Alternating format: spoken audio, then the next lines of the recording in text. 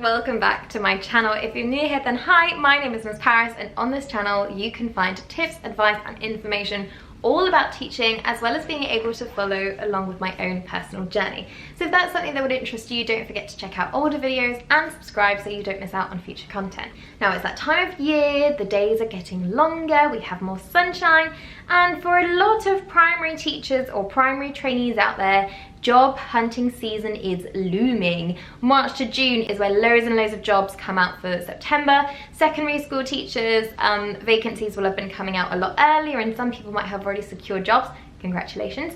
But for primary school, it is getting real now. So today's video, very seasonal, is talking about the job hunting process or the job application process.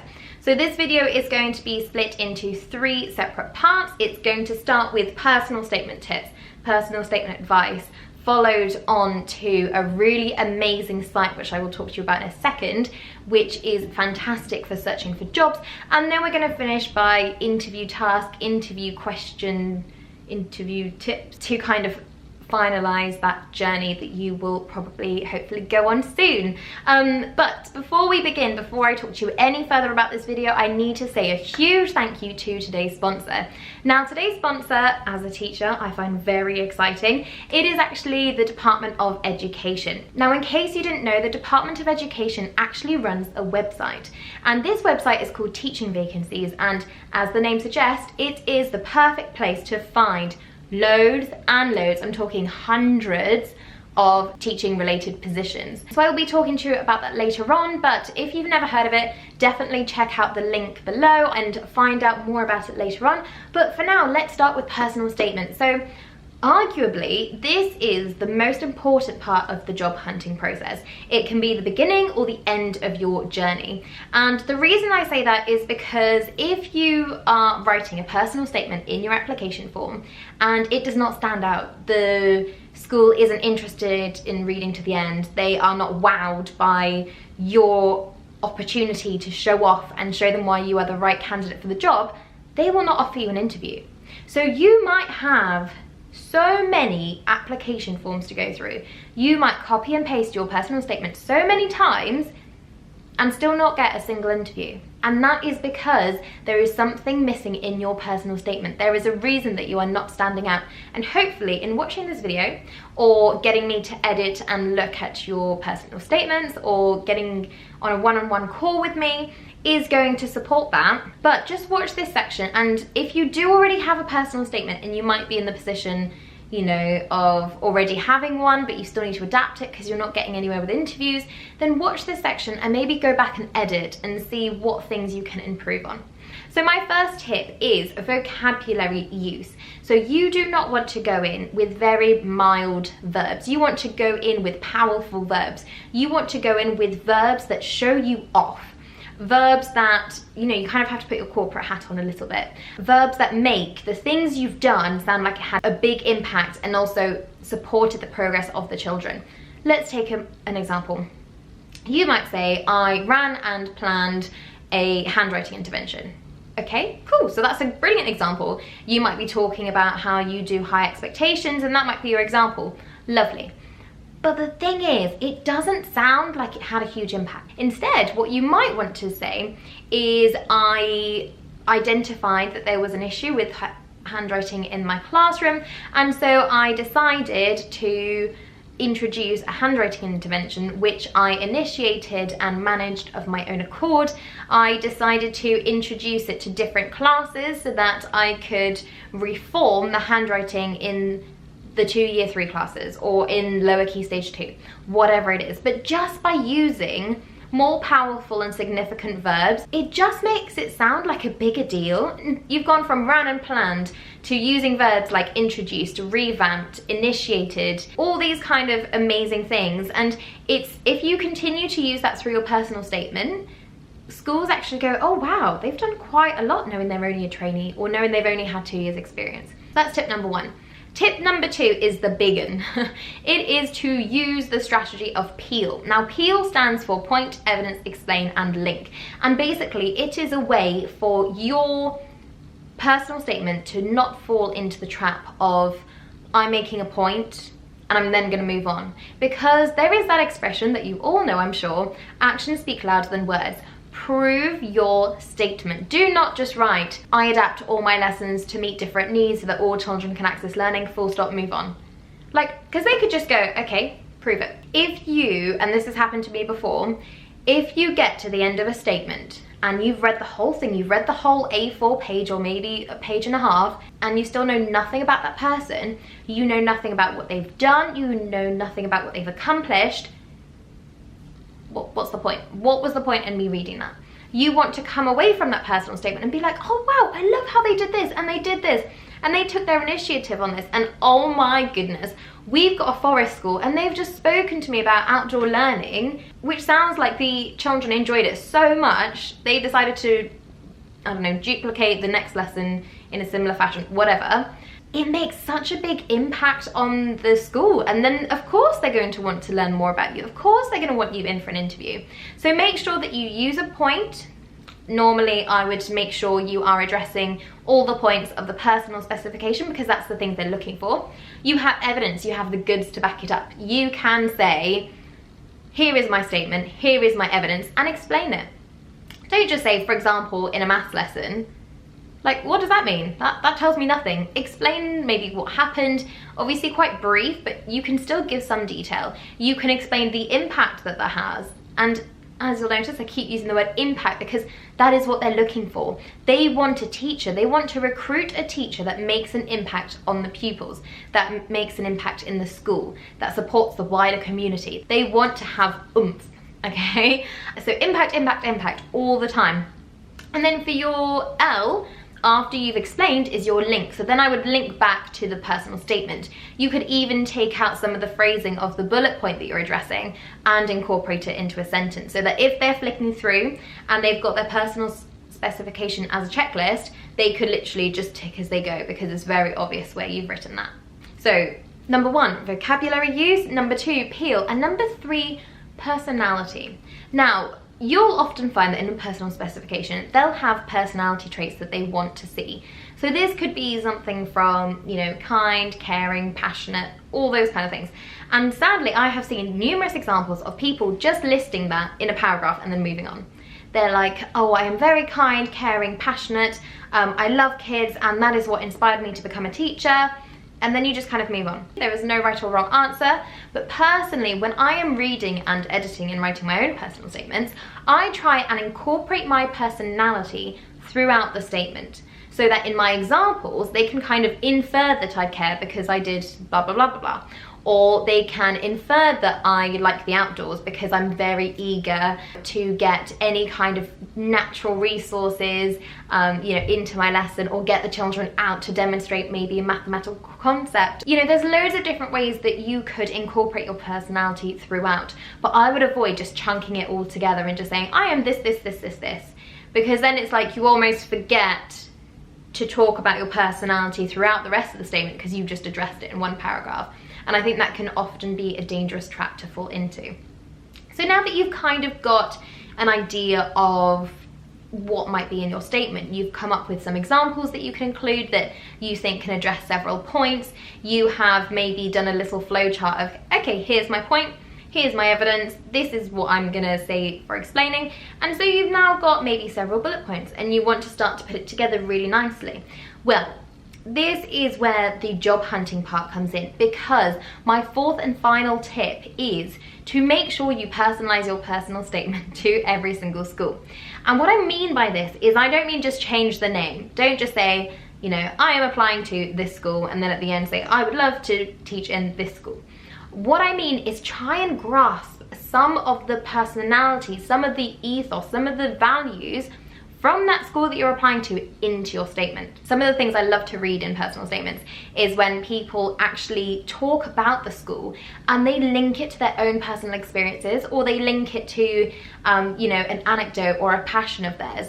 And so it just naturally looks like the school and them align and that they would make a perfect fit. So I would always recommend looking at the ethos, the vision, the values of the school, what their real goal is, because obviously we have to teach the kids, we have to address the national curriculum. That's just normal, that's to be expected. But some schools go beyond that and they want to help prepare the children for the future by equipping them with skills, opportunity, experiences.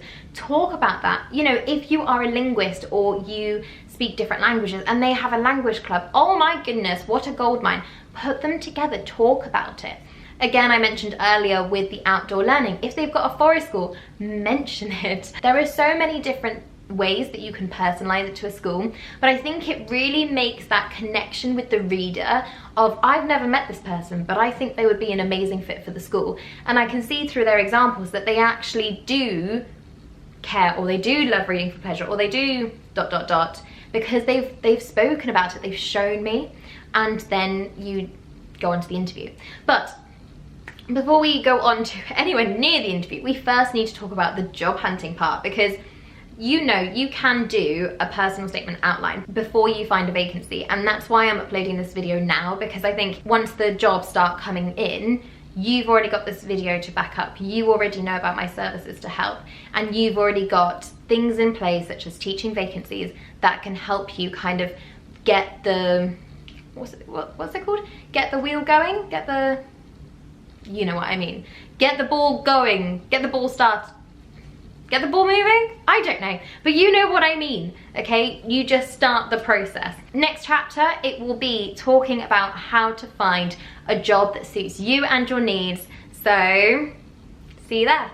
So you now have an idea of the structure and the content of your personal statement. Now, obviously this will change depending on, you know, experience you have in your teacher training.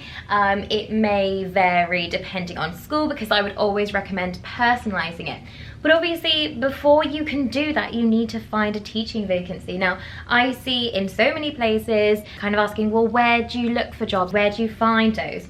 And so the Department of Education have a really good website that helps you look for teaching vacancies across the country. All you need to do is type in teaching vacancies, and then you've got keywords here, so you can search for specific things. So if you're a science secondary school teacher or a psychology teacher, or you would rather work in an SEN setting, then you can put those kind of things. And then you've got city, county, or postcode. You can be really flexible. If you look on websites that are kind of specific councils, they're never gonna have a wide reach. So this is a perfect one. It's also run, like I said, by the Department of Education. So you know that these schools trust this website and that this website has trustworthy vacancies. There's not going to be loads of tutoring things that sometimes might come up on certain websites, all really reliable. And one thing that's really quite nice is you have the option to actually have a broader range of teaching vacancies, because teaching vacancies doesn't charge the school to put the vacancy on. Some websites do. You can also look at jobs by type of school and role. So you've got different phases, you've got different key stages, you've even got kind of sixth form and college, which isn't very common to find. You've got obviously school and teaching jobs by location, so you've got loads of different filters that you can use to find the job that suits you and your needs at your current stage in your teaching journey. Because I am kind of mentioning, you know, training teachers, but this is perfect for you if you're an ECT, or even if you're on supply and you're looking for a more permanent role, or even if you are an experienced teacher and you just want a change of either scenario or key stage or location, you're moving. This is a perfect website. You've even got numbers here so you can see how many vacancies they have. Obviously the bigger cities like Birmingham, they've got 115 vacancies, which is incredible. And then finally you can obviously teaching jobs by subject. And then science is also split up, so it's really, really handy. And if you are super flexible, browse all teaching jobs in England, which, whew, good luck, you're gonna have a lot of searches. Oh, and before you go, I know you are super busy. You've got applications to do, you've got your degree to finish, you've got lessons to prep and marking to do, but there is good news. With teaching vacancies, you do have the option to sign up for job alerts, so you don't have to constantly keep checking and hope that in the time that you check before school and after school there's going to be a new vacancy, or be scared of missing one. And they can also save your details, so that instead of having to reapply and put your details in every single time, qualifications, previous experience, etc., it will remember it, so it's much easier to apply. And I think it's worth realizing that all these kind of little time-saving tricks, when you're a busy person, you've got lots on your plate, but also you might have a family at home and, you know, loads of other responsibilities too, this is such a time saver. So now let's say with teaching vacancies, the largest source of primary teaching jobs listed directly by schools in England, you found something. They have offered you an interview. But now what? How do you prepare? What things do you include in your interview task? How can you stand out? What questions might they ask you? Okay, really, really important stuff. Well, you're gonna have to watch the next chapter to find out. You secured that interview. You are nearly there to getting maybe your first or your 10th job, but an exciting change nonetheless. Now, I asked some questions earlier. I was like, what do you include in an interview task? What kind of things can you do to stand out? And above all, what questions will they ask? Because you can be an incredible teacher, but if you don't know how to answer questions, then that's where you can fall at the very last hurdle. So in terms of interview tasks, there is no set guidelines. Schools could ask you to do whatever they fancied. You know, it can vary depending on subject, on what types of children are in that class, maybe if you're covering. So it really depends. However, there are things that you can do to stand out. For example, whether it is an hour lesson or whether it is a 15-minute book task, you could stand out by preparing a lesson plan. Some people might ask, some people might not, but if they don't ask, that is how you can stand out. You can produce a really nice lesson plan template, and you can show how you are going to address all the different types of teaching standards. So how are you going to assess whether the children have made progress that lesson? How are you going to differentiate, especially if you don't know the children yet? And actually that's a really good thing to ask. I would always ask, when they send you over the details, reply back with some questions. So what kind of needs are there in the class? Are there any children maybe with EHCPs? Are there any additional adults in the room? Because then again, in your lesson plan, you can cater to these, and you can also consider how you will deploy support staff. Alongside that, in the lesson plan, you can use your knowledge of the teaching standards, because in teacher training, it should still be really, really fresh, to talk about your subject knowledge, how you will make the lesson engaging, how you are going to behaviour manage as well. So you can include and show off on every single teaching standard to show that you're not just all about the subject knowledge and not behaviour management, or vice versa. So that's one way that I would stand out, and it's something I've always done. I've always printed off a lesson plan for me to annotate all over, for the people observing me, and for the deployment staff, so that they know what I want the lesson to look like. Thinking about it, it also has the added advantage of, if something were to go wrong, or maybe you have assessed the children in an formative assessment and you think, right, this is pitched too hard, and you change the lesson, they actually, you know, can see that and they can acknowledge that, rather than you pretending that that was your plan all along. So it also has that added advantage for you as well. But then comes the daunting part. You've done your interview task. You might have loved the children. You might have gotten really well. You might have shown that you can, you know, build those relationships really quickly. You've learnt their names, etc., etc. But then comes the interview, the formal interview. And this is where, personally, I find it the hardest part of the whole interview process. The types of questions that they'll ask you, they will always ask you things that are linked to that school. So if the school has an improvement plan in place, maybe let's say to encourage reading, they will ask you a reading question. So do make sure you do research into that school as well. They will also ask you a safeguarding question. That is a must, and you know, vital. There is no negotiation around that. So make sure you understand both their safeguarding policy and the generic process of how to report. So ensuring that you don't promise a child that you'll keep it a secret, ensuring that you pass it on, ensuring that you report it in the appropriate manner. It's also a good time to try and, you know, weave in experiences that you've had maybe about reporting before, or about any software that you have experience with using, such as My Concern or CPOMS.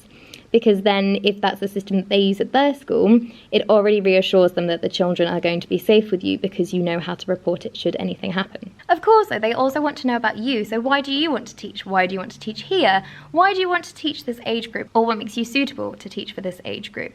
They can ask you a huge number of things, and you always need to be prepared. That's why I have an interview workbook, and actually it's got over 50 questions in there because there's so many things they can ask you.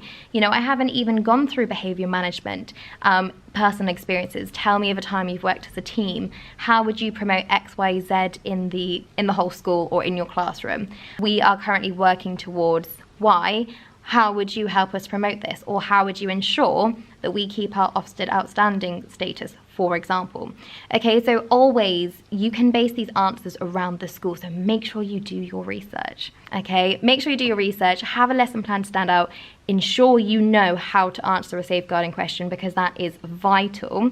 And above all, try and enjoy the experience. If it's your first one and you're unsuccessful, don't let it get you down, okay? There will be a school out there for you. There will be another opportunity around the corner. And above all, take it as a learning experience, okay? We are teachers. We teach, but we don't ever stop learning. So just take it on the chin and just learn to grow for the next one. I hope you found this video useful. Thank you so much for the Department of Education and Teaching Vacancies for collaborating with me. I really wish you the best of luck in your job hunting process, and I believe that everyone can do that. There is a school out there for everyone, so just keep trying, keep being resilient. You are all doing amazing, and I wish you the best of luck. If you enjoyed this video, don't forget to give it a like, subscribe for more content, and check out all the links below, teaching vacancies and any other support that I've put in the description for you as well. Take care, and I will see you soon. Bye!